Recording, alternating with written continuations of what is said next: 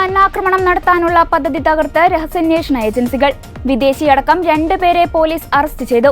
പാകിസ്ഥാൻ ഹൈക്കമ്മീഷനിലെ 2 ഉദ്യോഗസ്ഥർക്കും ഗൂഢാലോചനയിൽ പങ്കുണ്ടെന്നാണ് റിപ്പോർട്ടുകൾ. 3 മാസത്തെ അന്വേഷണത്തിന് പിന്നാലെയായിരുന്നു ഇവരുടെ അറസ്റ്റുണ്ടായത്. ഡൽഹിയിലെ സൈനിക കേന്ദ്രങ്ങളുടെ വിവരങ്ങൾ ഈ സംഘം ശേഖരിച്ചിരുന്നു. യൂട്യൂബറായ ജ്യോതി മൽഹോത്ര അടക്കമുള്ളവരിൽ നിന്ന് വിവരങ്ങൾ ശേഖരിച്ചിരുന്ന ഡാനിഷ്, മുസമ്മിൽ എന്നിവരും ഈ പദ്ധതിയിൽ പങ്കാളികളായിരുന്നുവെന്നാണ് കരുതപ്പെടുന്നത്.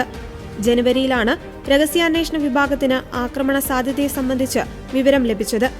ISI നിയോഗിച്ച അൻസാറുൽ മിയ അൻസാരി എന്ന ചാരൻ ചില പ്രധാനപ്പെട്ട വിവരങ്ങൾ ശേഖരിക്കുവാൻ ഡൽഹിയിലെത്തുമെന്നായിരുന്നു വിവരം.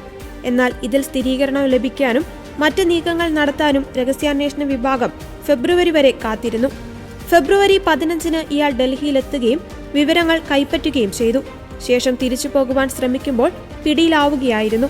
ഒരാൾ കൂടി നിലവിൽ പിടിയിലായതോടെയാണ് വാർത്ത പുറം ലോകമറിഞ്ഞത്.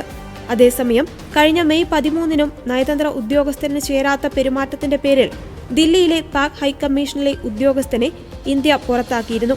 അന്നും ഉദ്യോഗസ്ഥന്റെ പേരുവിവരങ്ങൾ വെളിപ്പെടുത്തിയിരുന്നില്ല.